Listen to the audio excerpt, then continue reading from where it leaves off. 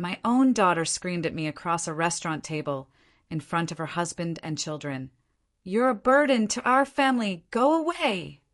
I stood up, not from shock, but because I already knew what I was going to do. And she had no idea what I had planned. Before I tell you how it all ended, let me take you back to how it began. This story is not just about revenge. It's about what happens when you forget the people who loved you the most. Like, and drop a comment if you believe in karma.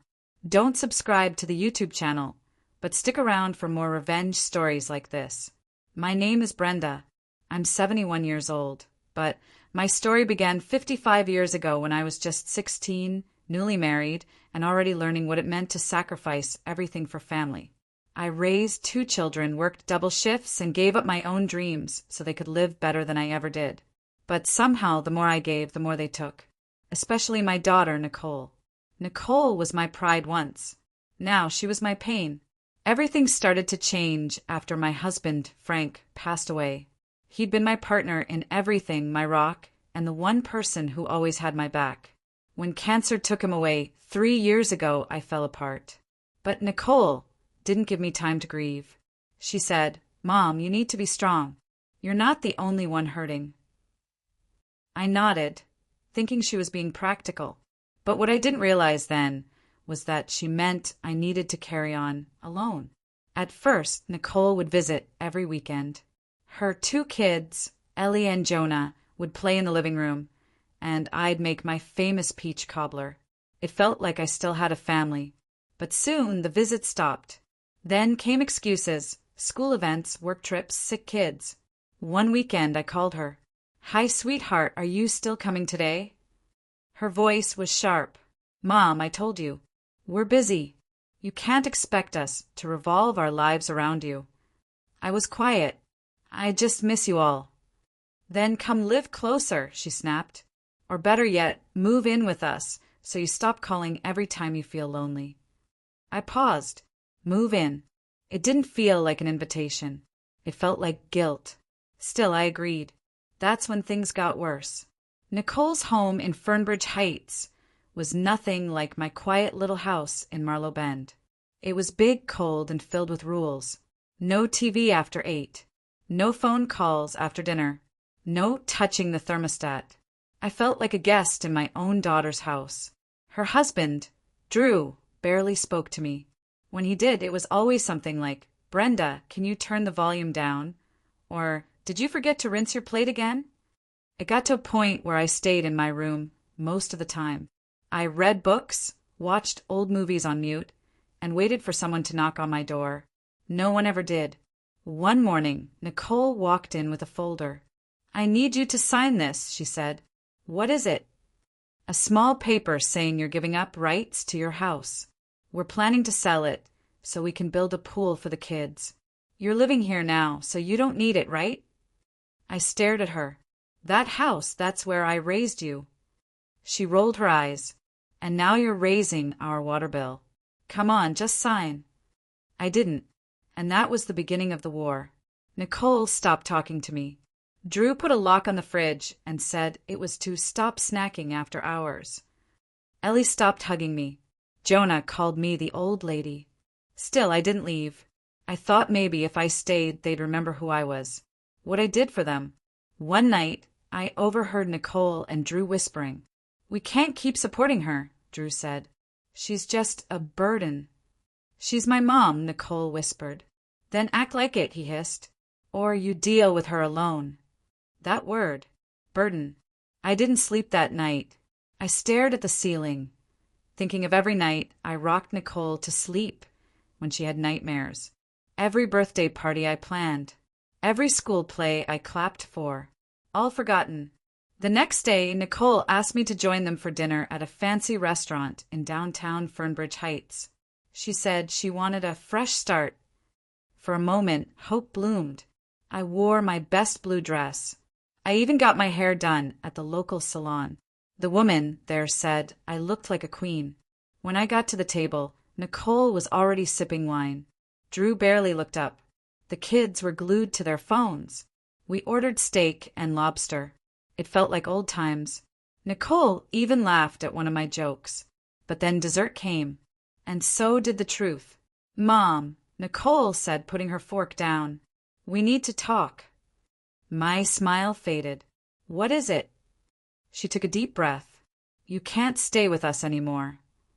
My heart stopped. "Why?" I asked. Drew jumped in. "It's not working. We have lives, Brenda." I turned to Nicole. "You said this was a fresh start." "It is," she said coldly. "A fresh start for us. Without you." And that's when Ellie, my 12-year-old granddaughter, looked up and screamed, "You're a burden to our family. Go away." Every head in the restaurant turned. My hand trembled. My chest burned. But my tears didn't fall. Instead, I stood up. Everyone at the table froze. Because I didn't stand up like a woman defeated.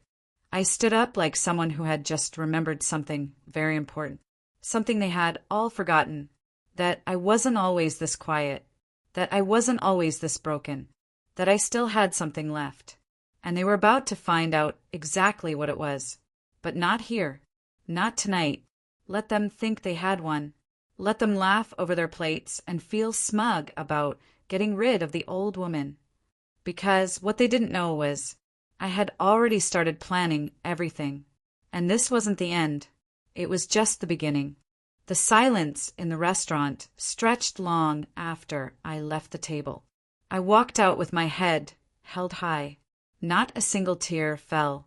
I didn't go back to their house that night. Instead, I took a taxi to a quiet motel near the highway. It was small, smelled like dust and lemon cleaner, but the bed was clean and the room had a working lock. That was all I needed. I sat down on the edge of the bed and pulled out the old notebook I kept tucked in my purse. It was leather-bound, cracked at the spine, and filled with memories, recipes, birthdays, important numbers. But in the back of that notebook, I started writing something new. My plan. Nicole and Drew thought I was just an old woman, a burden, a ghost taking up space. But they had forgotten I wasn't always old. Before I was a mother, I had a head for numbers, for paperwork, for knowing exactly where to find a loophole. They didn't know I had been preparing for this moment since Frank died, that I'd quietly gathered documents, printed emails, saved receipts, and stored copies of every single legal paper ever tied to my name. They thought they'd buried me in silence. They didn't know I'd buried something of my own. Power. The next morning, I paid for another night at the motel cash. Then I took the local bus to Marlow Bend, back to my little house. The one Nicole had tried to make me sign away. It was still there. Quiet, empty, dusty. But mine. I had refused to sign it over, and thank the Lord I did. The keys were still in my handbag, right where they'd always been. I stepped inside and exhaled the breath I hadn't known I was holding. The air smelled like old wood and lavender. I let the silence wrap around me. No footsteps. No slamming doors. No sneers. Just peace. I stayed there for a week. I cleaned. I cooked for myself. I listened to jazz in the afternoons. And every night I worked on the plan. Revenge isn't always about shouting or throwing things. Sometimes it's about waiting, about knowing when to pull a single string that will make the whole thing unravel. And I knew exactly which string to pull. You see, Drew had a secret, and I had proof. 2 years ago, I'd overheard him on the phone late at night while visiting them. He was whispering numbers, names, talking about moving accounts before it shows. He didn't know I was in the hallway. He never saw me record the last part on my phone. I never deleted it. The clip wasn't long, but it was enough to prove he'd been hiding money from his company and from the IRS. But I never used it. I thought he's my daughter's husband. He helps pay the bills. Let it go. Not anymore. I transferred the recording to a USB drive and added it to a small folder filled with copies of Nicole's emails. Cold, nasty things she sent to me when she thought no one would ever read them again. Then I wrote a letter, not to her, to the company Drew worked for, Vanwell Holdings, and I mailed it, anonymous. It felt like releasing a weight from my shoulders. But that was only one part. The second part was harder. It was personal. I contacted my lawyer, Mr. Hank Waller. He was retired now, but still sharp. He remembered me well. "Brenda," he said on the phone, "I thought you'd moved in with your daughter." "I did," I replied, "and I just moved out." "Say no more. What do you need?" We met at a cafe near Lincoln Avenue. I gave him everything. Every document Nicole had tried to make me sign. Every message she'd sent about my house, my belongings, even my bank account. "She's been trying to take control of everything," I said. He flipped through the papers, his frown deepening. "She was trying to legally declare you mentally unfit." I nodded slowly. She wanted full guardianship.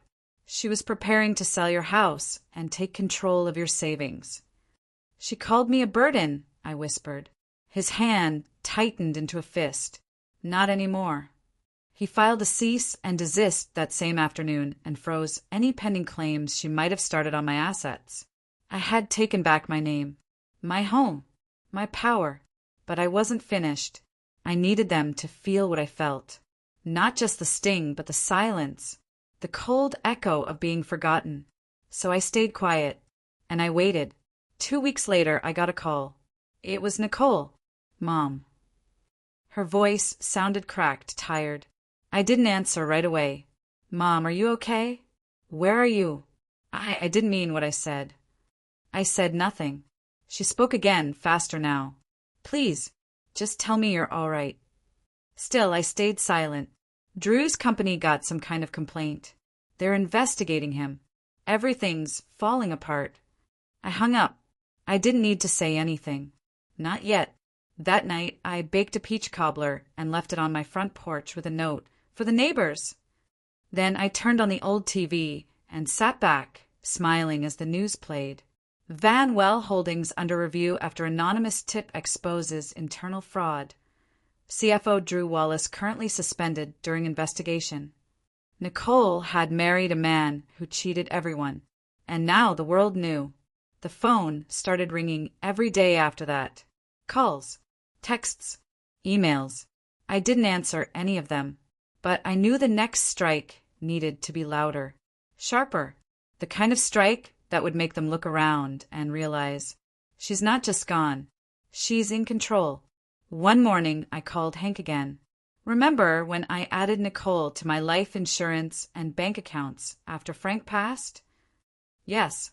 I want her name removed. Every place it's written." He didn't ask why. He just said, "It's already done."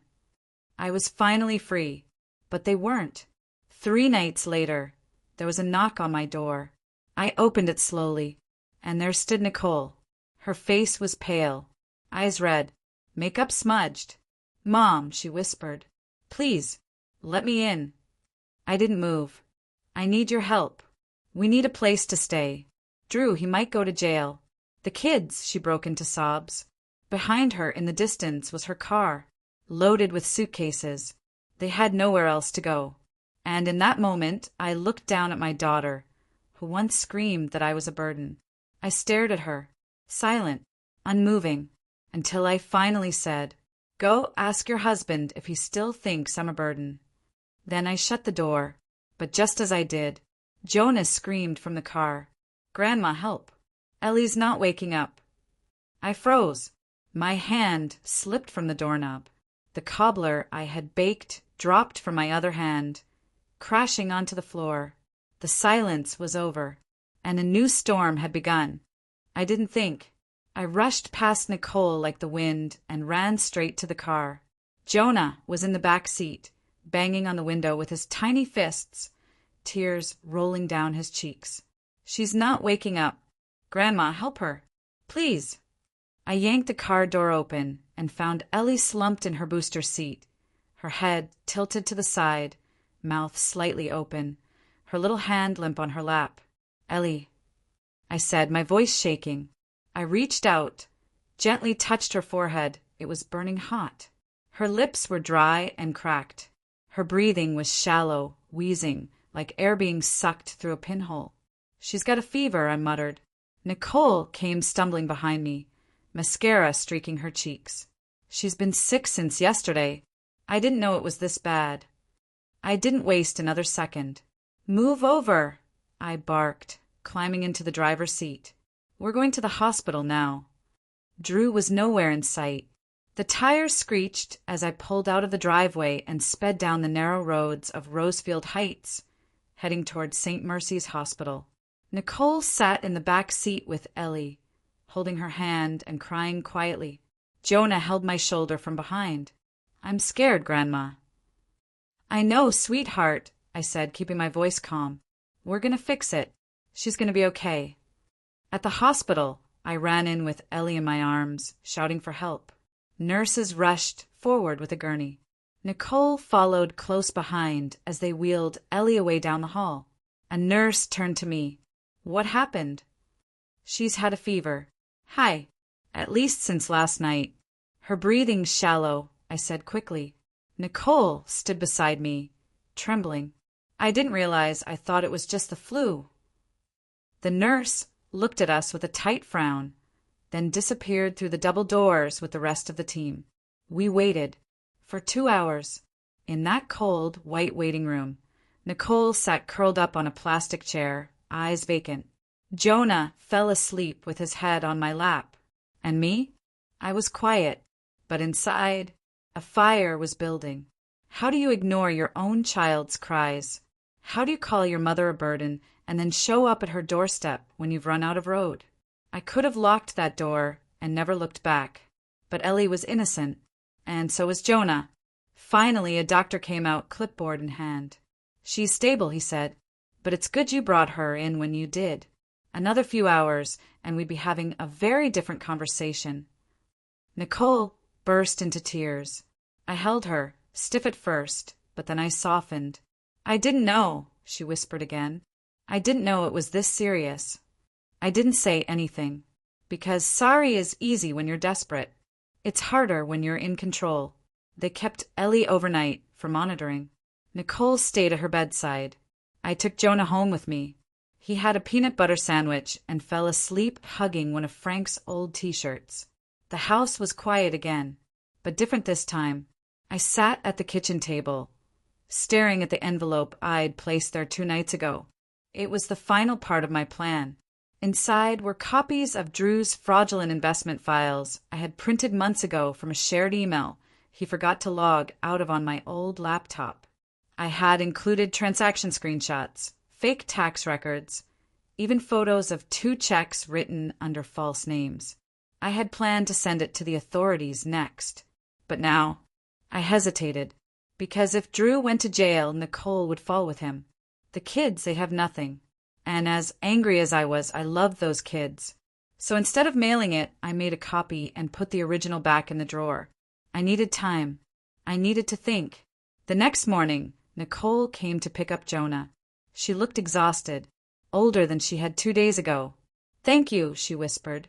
I gave her a nod. Ellie's better, she added. They're letting her come home this afternoon. That's good. She shifted awkwardly. Can we stay here? Just for a little while, until we figure things out. I stared at her. Then I said, you can stay, but there are rules. She blinked. Okay. You treat this house like it's mine, because it is.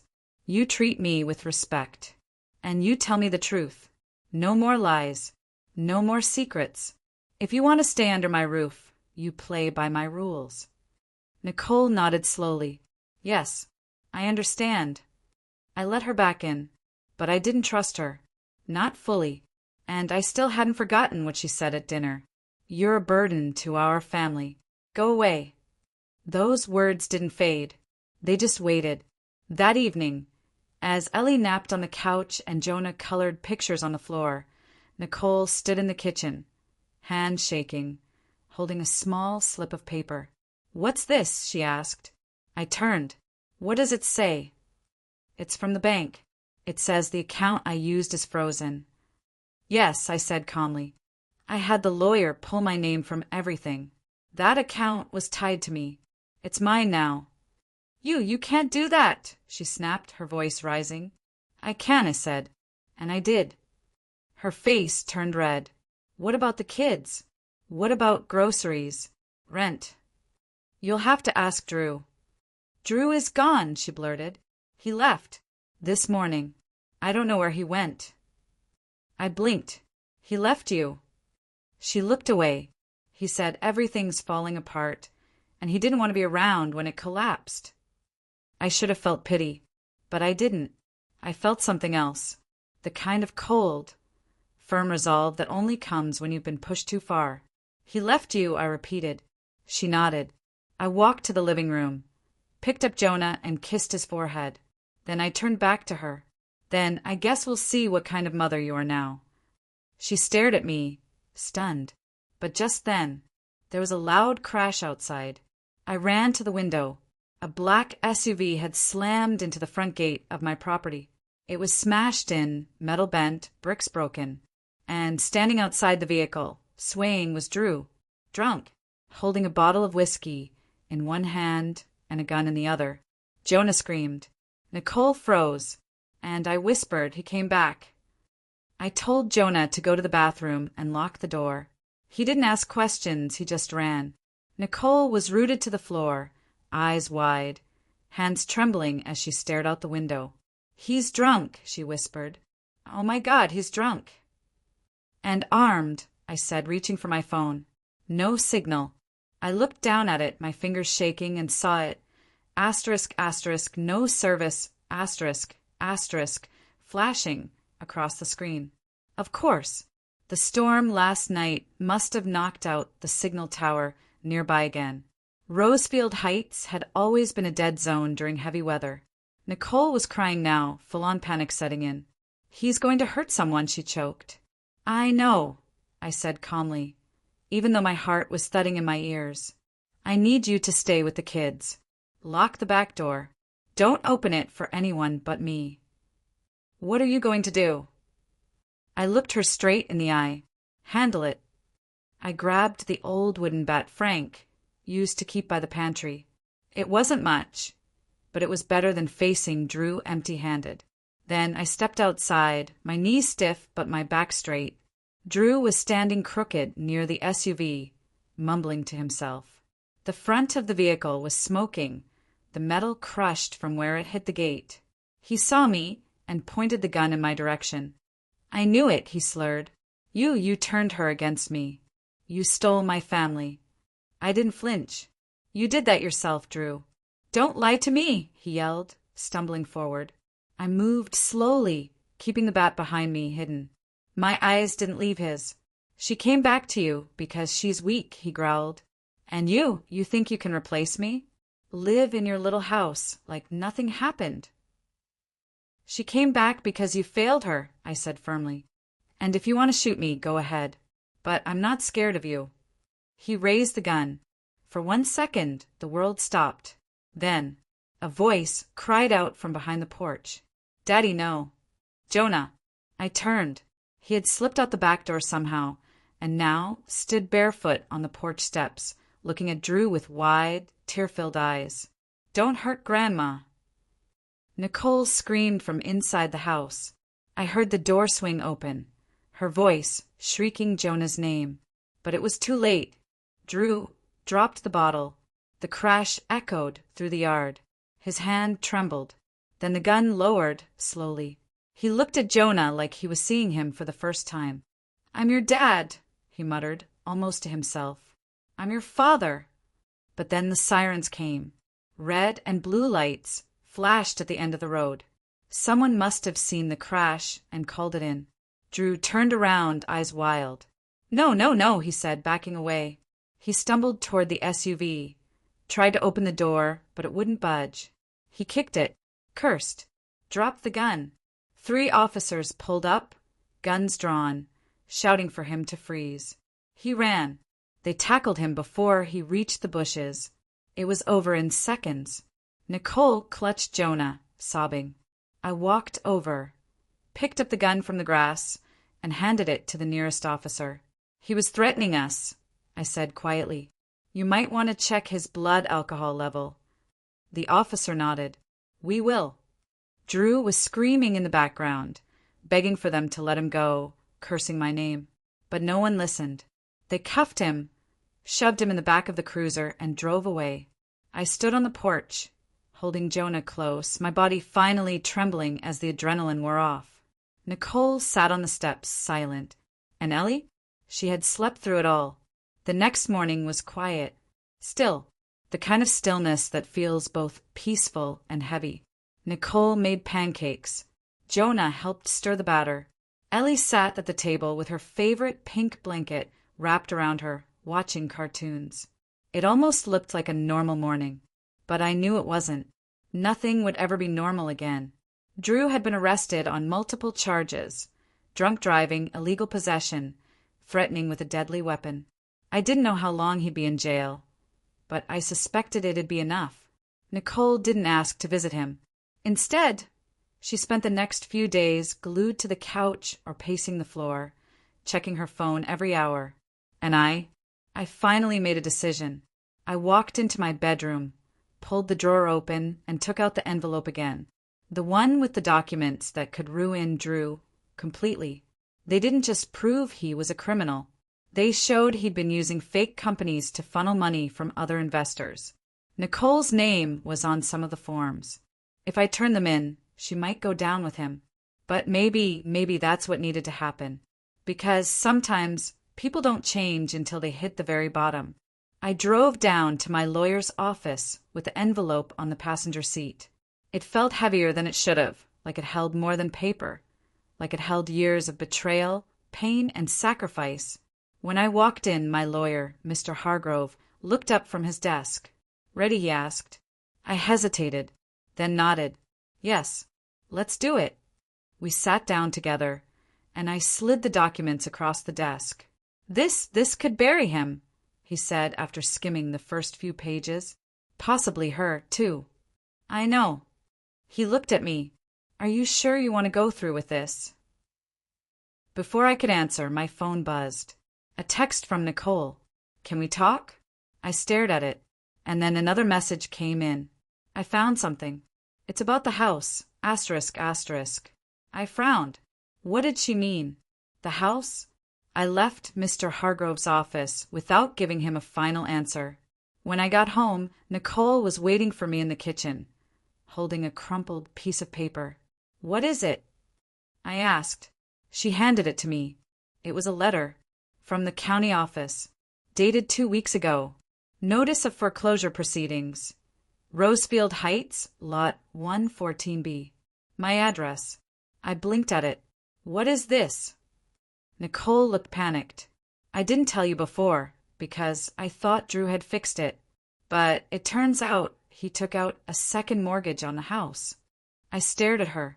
"You're saying if we don't pay back $118,000 in 30 days, the house is gone?" I almost dropped the paper. The house Frank built, the only thing I had left of him, now tied to a loan I didn't sign. I felt the walls close in, and then Nicole whispered something that made my blood run cold. "Grandma, he forged your signature." I felt the world tilt under my feet. "What do you mean, he forged my signature?" Nicole was pale, clutching her arms like they could hold her together. "I found the paperwork in his old briefcase. It's all there, the loan, the fake signature, everything. He forged it months ago, before he and I even separated." I stared at her in disbelief. My hands were numb, but my mind was racing. Frank built this house with his own hands. Every nail, every beam. He made sure I'd have a roof over my head long after he was gone. I kept it in perfect shape, paid the taxes, never missed a bill. And now, Drew, drunk, reckless Drew, had stolen it with a pen and a lie. "I'm so sorry," Nicole whispered. "I should have looked into it sooner. I was scared. And tired. Tired. That word echoed in my mind like a bell in a canyon. I sat down at the kitchen table, the letter heavy in my hands. 30 days. 30 days to come up with $118,000, or lose everything. "I'll fix it," Nicole said suddenly, her voice rising like she was convincing herself. "I'll get a job, 2 if I have to. I'll call the bank. Maybe they'll work with us if we explain." "No." My voice was calm but firm. She blinked. No. I'm not asking for help from the bank. And I'm not waiting for another man to fix this. It's my home. I'm going to fight for it. Nicole looked at me like she was seeing someone she hadn't known existed. You have a plan? I nodded slowly. I do now. The next day, I marched back into Mr. Hargrove's office with the envelope. This time I didn't hesitate. Send everything, I told him. To the police, the IRS, whoever needs to see it. He raised his eyebrows, but didn't ask questions. I wasn't just protecting myself now. I was going to make sure Drew never hurt anyone again. But the revenge I had in mind, it wasn't just about putting Drew behind bars. That was only the beginning. I spent the next week digging through old boxes in the attic. Frank had kept everything. Bank records, deeds, even blueprints. And what I found blew my mind. There was an old contract. From 22 years ago, Frank had bought not just our plot of land, but the empty land behind it too. 3 acres, and the zoning rights to build. I stared at the papers, hope blooming in my chest. If I could prove that Drew's forged loan didn't include those additional acres, maybe, just maybe, I could split the land and sell part of it. Buy myself time. I went to the county office the next morning, papers in hand. It took hours of waiting and 3 different clerks, but finally, someone confirmed it. The land was still legally mine, untouched by the second mortgage. Hope turned into a full-blown fire inside me. I called a local real estate agent named Linda. She'd helped my friend sell her small farm last year and was known for working fast. We met the next morning. This is good land, she said, walking the lot behind the house. You've got creek access, a hill, even a view of the valley. She looked at me with a smile. If we list this for $125,000, I bet we get offers within a week. I don't need to wait a week, I said. Just get me something over $118,000, and we've got a deal. She agreed to rush it. By the next afternoon, I had 4 interested buyers. 2 days later, one of them made an offer for $120,000. Cash. I almost cried when I signed the paperwork. It wouldn't be enough to fix the emotional damage Drew had done, but it was enough to save my home. When I told Nicole, she collapsed into my arms and sobbed, not just from relief, but guilt. I don't deserve your help, she whispered. After what I said to you that night, what I let the kids believe. Stop, I said, pulling back. You made a mistake. Now you fix it by being the mother they need. And never, ever, let them forget who stood by them when the world walked out. She nodded, her lips trembling. We had just finished signing the final land sale documents when the doorbell rang. It was a detective. Ma'am, I need a word, he said. I nodded, stepping outside. We got your lawyer's package, he said, and we've reviewed the documents. Your ex-son-in-law is in more trouble than we thought. I waited, arms crossed. There's evidence that he was using shell companies to launder money. But that's not the big part. I frowned. What is? He glanced down at his notes. It looks like one of those companies is in your daughter's name. My stomach dropped. No, I said. He used her name? He nodded grimly. Yes. There's no proof yet that she knew. But if it goes to trial, she could be pulled in.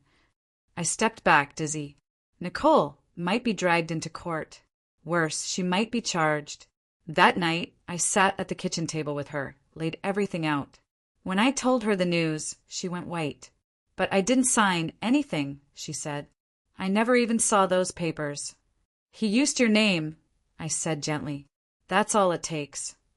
She didn't cry this time. She stood up, jaw clenched. I'm going to testify, she said, against him.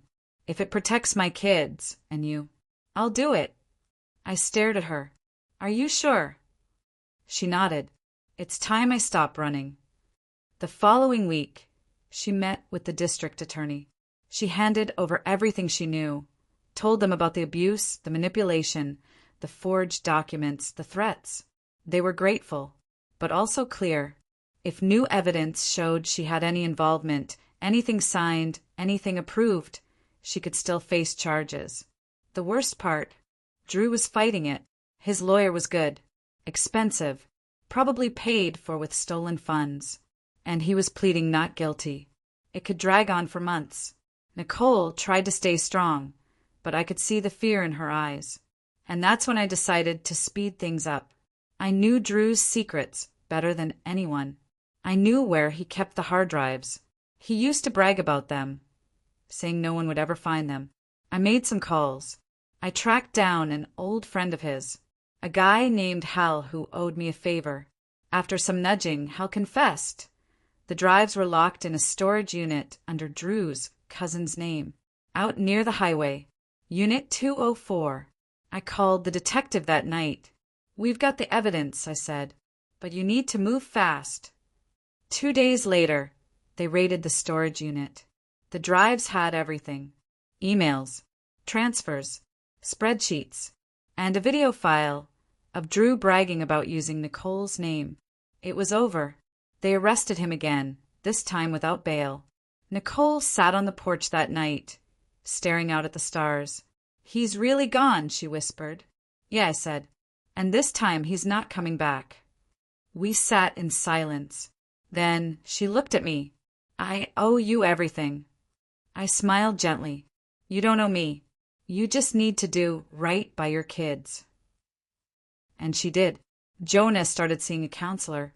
Ellie smiled more. Nicole got a job at a local clinic. Things were quiet, safe, until one day a letter came in the mail. It was from the family court. Jonah's last name had been changed officially, not to mine, but to Frank's. He was now a Richardson. My late husband would have been proud. I held the letter close to my heart and whispered, "Thank you." But peace never lasts long, because the next week something else happened. We were invited to a neighborhood dinner, a gathering for Rosefield Heights residents, organized by the local community board. I didn't want to go, but Nicole insisted. "Let's show our faces. Let people see we're doing okay." So I went. Jonah and Ellie were dressed in their best. Nicole wore a soft blue dress, and I wore Frank's favorite color, green. The dinner was held at a big house at the end of the block. Tables were set outside. People laughed, talked. For a while it felt nice, until it happened. Nicole had just stepped away to help Jonah get another plate. Ellie was sipping juice beside me, and then, out of nowhere, Nicole's voice screamed across the yard. "You're a burden to our family. Go away." Everyone went silent. I turned. She was glaring at me, her face red with fury. And I stood up. And an entire garden froze. All eyes were on me. Plates clinked to a stop. Ellie dropped her juice, the cup rolling off the table and hitting the grass. Nicole's face twisted, but her eyes told a different story. She looked scared, not angry, like something had possessed her to say what she just did. I didn't move for a moment. The wind picked up, blowing a paper napkin across the lawn. Somewhere, someone coughed awkwardly. Then I spoke. "I see." My voice was low, steady. Nicole blinked like she was waking from a dream. Lips parted. She looked around, confused. I didn't. "No," I said. "You said what you said." I didn't raise my voice. I didn't cry. I just turned and walked out of the yard, down the sidewalk and back toward my house. Behind me, whispers filled the air. She didn't come after me. I sat alone on the front porch that night. The stars were hidden behind clouds. A storm was building. I could feel it in my bones. My phone buzzed. Nicole had texted me, "Mom, please come back." That wasn't me. I didn't mean to say that. I don't know what happened. Please. I stared at the message. Then I deleted it. The next morning, she came to the house with Jonah and Ellie. I didn't open the door. She knocked, waited, knocked again. "Mom, I swear I didn't mean it. I don't know why I said that." 1 second I was getting food for Jonah. The next, it was like something in me just snapped. I was overwhelmed, I guess. All those people, the pressure, trying to look like everything's perfect. I said nothing. Finally, she left. I stood at the window as she walked back to her car, her head hanging low. Ellie glanced back once, eyes wide and wet. That night, I pulled out an old journal Frank had kept. On the inside cover, he'd written something I hadn't noticed before. Even a house built with love can fall if you forget who you built it for. I read it twice. Then again, I needed time to think, but time doesn't wait for anyone. The next morning, I got another knock at the door. This time, it was someone I hadn't seen in a while. A tall, wiry man in his early 60s. Tan jacket, clean jeans, and a familiar mustache. "Ms. Richardson?" I nodded slowly. "Yes. My name's Cal. I worked with Frank, back when he was still building homes." My heart skipped. "What brings you here?" He held up a thick manila folder. "I heard about Drew, about the mortgage, about everything." I stepped aside and let him in. He sat at the kitchen table and slid the folder to me. "I think your husband left you more than you realize." Inside were architectural drawings, permits, letters, all under my name. "Frank had a side project," Kel said. "A retirement property. He never told anyone but me. He wanted to build a small row of cottages. One for you, one for family, and a couple to rent out for income." I was stunned. "He bought the land over on Hollingwood Bend," Kel added. "Real quiet spot. Paid cash. He even filed the documents. Only thing he never did was break ground." I flipped through the paperwork, overwhelmed. "Why are you giving me this now?" "Because," he said with a tired smile, "I heard how your daughter talked to you, and I figured maybe it's time someone reminded you that Frank believed in you. You don't need their permission to keep living." I didn't know what to say. He stood up, tipped his cap, and said, "You ever want help getting it built? I've still got a truck and 2 good hands." Then he left. I sat there, stunned. It was like Frank had reached out from the grave and wrapped me in his arms. Later that week, I went to visit Hollingwood Bend. The land was peaceful, quiet, slight slope, a small creek nearby, wildflowers. I stood there, breathing in the air. I could start over, but I'd need money to develop the land. Then I had an idea. I opened my laptop, and after a little research, I contacted a woman named Melody. She ran a blog about small, sustainable living. We met for coffee. She loved the idea of building a small community of cottages. Eco-friendly, rental income focused, perfect for retired women and single parents. Within a month, she connected me to investors. One of them offered $250,000 in development funds in exchange for a 35% stake in the property. I accepted. Suddenly, I wasn't just surviving, I was building. Nicole texted again. "Jonah misses you. So does Ellie. I want to make this right. Please tell me what to do." I waited 3 days before I replied. "Come to Hollingwood Bend on Sunday." Alone. When she arrived, I was standing by a stake in the ground with Frank's initials carved into it. "This is where I'm building something new," I said. She looked around, confused. I thought you were staying in the old house." "I am. But this is a future I get to shape. One without begging for love." She was quiet for a while. "I don't know what's wrong with me, Mom.